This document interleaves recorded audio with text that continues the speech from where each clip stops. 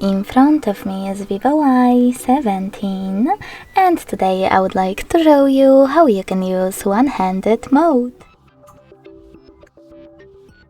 First of all, go into shortcut menu. In order to do that, swipe up from the bottom left corner of your screen. Then click on Small Screen Mode. As you can see, after that, one-handed mode is on. If you wish to change placement of it, use this icon with a square at the top right or left corner. Then drag your little screen and let go. If you wish to resize it, tap on the same icon, but this time drag one of those dots.